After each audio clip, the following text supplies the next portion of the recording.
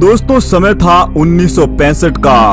सरहद पर जंग के आसार बन रहे थे। जंग के हालात बनते ही घर लौटे सिपाहियों को भी वापस लौटने का आदेश मिल रहा था।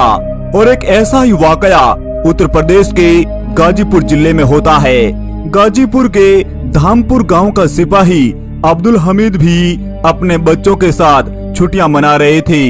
जैसे ही उन्हें सरहद पर जंग की सूचना मिलती है, वे आनन फानन में ही घर से रवाना हो जाते हैं। बुजुर्ग माता पिता को तो ये भी नहीं पता था कि वे बेटे हमीद को आखिरी बार देख रहे हैं। अब्दुल हमीद के घर से निकलने से लेकर रेलवे स्टेशन तक कई बार अपशकुनों का सामना करना पड़ा था। परिवार वाले बड़े ही चिंतित हो रहे थे। हमीद सुबह जब कपड़े पैकिंग कर रहे थे, तब अचानक कपड़ों वाली रस्सी टूट गई थी। जैसे ही दोस्त साइकिल लेकर उन्हें रेलवे स्टेशन तक छोड़ने जा रहा था, तब साइकिल की चेन भी टूट गई थी।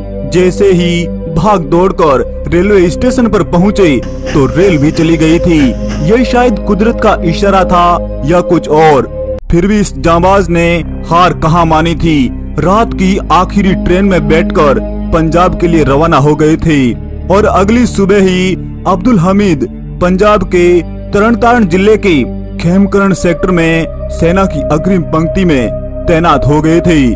असल में 1962 की जंग में जैसे ही हम चाइना से हार गए थे, तो पाकिस्तान ये मान बैठा था कि अब भारत को हराना आसान है। इस समय हथियारों के मामले में पाकिस्तान तेज बढ़ रहा था। पाकिस्तान ने अमेरिका से वे टैंक खरीदे थे जो अब तक अपराजय माने जा रहे थे। असल में ये पैटर्न टैंक थे जिनकी चर्चा पूरी दुनिया में थी। असल में 1965 की जंग का प्लान पाकिस्तान ने 1962 से ही तय कर लिया था। समय था सितंबर 1965 का। सरहदें सुलग रही थी। पाकिस्तान ने ऑपरेशन जिब्राल्टर चलाकर दो तरफ से भारत पर हमला कर दिया था। एक तरफ पाकिस्तान जम्मू कश्मीर में घुसपैठ करवा रहा था, तो दूसरी तरफ पंजाब प्रांत में वो हमले को अंजाम दे रहा था। अब तक भारत की साजिश से अनजान था। अब अब्दुल हमीद की लोहा लेने की बारी थी। 3 साल पहले भी अब्दुल हमीद ने 1962 की जंग में चीनियों को मुंह तोड़ जवाब दिया था। अब्दुल के चर्चे तो फौज में भर्ती होते ही शुरू हो गए थे। एक समय की बात है, उन्होंने एक आतंकवादी इनायत खां को पकड़कर अपने उच्च अधिकारियों को सौंप दिया था। तभी तो ये साधारण सिपाही अब्दुल हमीद लांस नायक की तरक्की पा ली थी।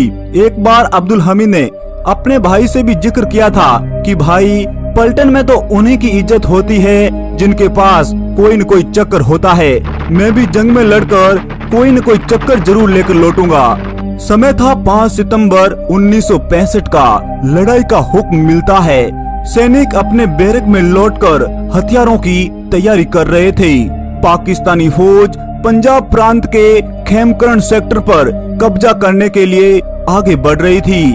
आसपास के इलाके में कपास और गन्ने के बड़े बड़े खेत थे। जैसे ही 4th ग्रेनेडियर पलटन को दुश्मनों को रोकने का टास्क मिला था। इसी 4th ग्रेनेडियर में तैनात थे क्वार्टर मास्टर अब्दुल हमीद।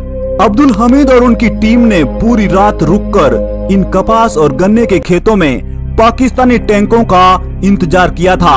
10 सितंबर 1965 सुबह के 6 बज रहे थे। तभी अचानक पास ही के खेतों में टैंकों की आवाज सुनाई दी। भारतीय फौजी तैयार हो ही रहे थे कि अचानक पाकिस्तान ने पैटर्न टैंकों से गोले बरसाते हुए दुश्मन फौज भारतीय सेना पर टूट पड़ी थी। अब्दुल हमीद ये जान गए थे कि दुश्मन पूरी तैयारी के साथ है और भारतीय सेना उनके सामने टिक नहीं पाएगी। अब्दुल हमीद ने तुरंत ही अपने ड्राइवर मोहम्मद नसीम को गाड़ी लगाने के लिए कहा और आनन फानन में ही वे मोर्चा संभाल रहे थे। अब्दुल हमीद एक वीर जांबाज थे। उन्हें गर्व था अपनी मिट्टी पर। वे बचपन से ही देशभक्ति कहानियां सुनते हुए बड़े हुए थे। लाठी और गुलेल चलाना तो वे बचपन में ही सीख गए थे। अब तो गोला बारूद चलाने की बारी थी। अब्दुल हमीद का जन्म 1 जुलाई 1933 को उत्तर प्रदेश के गाजीपुर जिले के धामपुर गांव में हुआ था। उनके पिता मोहम्मद उस्मान और माता सकीना बेगम थी। असल में ये जंग वाला एरिया खेमकरण सेक्टर का असल उतार गांव था। भारतीय सैनिकों के पास उम्दा हथियार नहीं थे, था तो केवल इस मिट्टी के लिए लड़ने का जज्बा और हौसला। शायद पाकिस्तानी भूल गए थे कि जंग तो हौसलों से ही जीती जाती है। भारतीय पलटन अपनी साधारण 303 राइफल और LMG से अमेरिकी पैटर्न टैंकों का सामना कर रही थी। सिपाही अब्दुल हमीद के पास गन माउंटेड जीप थी। यह जीप ही इन पैटर्न टैंकों के सामने केवल खिलौना मात्र थी। इस जीप को चला रहे थे मोहम्मद नसीम और पास ही में बैठे थे अब्दुल हमीद। पाकिस्तानी टैंक धीरे धीरे गन्ने और कपास के खेतों से बाहर निकलकर भारतीय सेना की तरफ आ रहे थे। अब अब्दुल हमीद इन पैटर्न टैंकों को अपनी रेंज में आने के लिए इंतजार कर रहे थे और जैसे ही ये टैंक रेंज में आया तो अब्दुल हमीद ने इस गन से फायर कर दिया था और अगले ही पल ये टैंक आग की लपटों में आ गया था। दुश्मनों में खलबली मच गई थी। एक के बाद एक करीब 4 टैंकों को आग के हवाले कर दिया था। जीप में लगी ये गन ही पाकिस्तानी फौज का सामना कर रही थी, लेकिन इस गन की भी एक कमजोरी थी। इसे एक बार फायर करने के बाद इसे छिपाया नहीं जा सकता था, जिससे दुश्मन इसका पता लगाकर पल भर में ही ध्वस्त कर सकते थे। इस तरह जांबाज अब्दुल हमीद ने 7 पाकिस्तानी टैंकों को एक के बाद एक ध्वस्त कर दिया था और वह भी इस जीप में लगी गन से। अब आमने सामने की लड़ाई थी।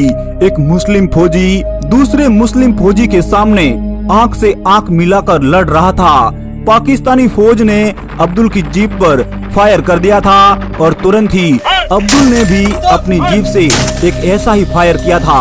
अब्दुल का निशाना भी गजब का था, मगर हमीद की जीप के टुकड़े टुकड़े हो गए थे।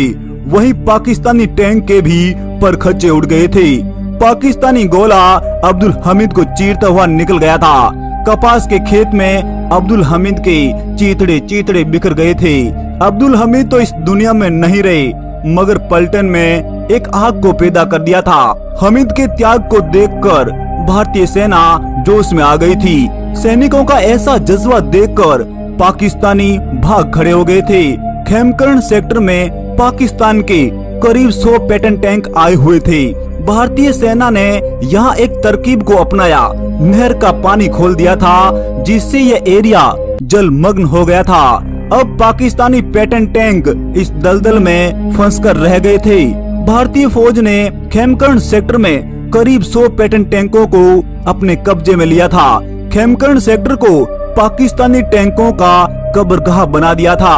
अब्दुल हमीद के ड्राइवर मोहम्मद नसीम ने कपास के खेतों से हमीद की बॉडी के अवशेषों को इकट्ठा किया था। मौलाना को बुलाया गया, वे फातिहा पढ़ा और इसी मिट्टी में उन्हें सम्मान के साथ दफनाया गया था। ऐसे हजारों वीरों के बलिदान की बदौलत ही हम 65 की जंग जीत पाए थे।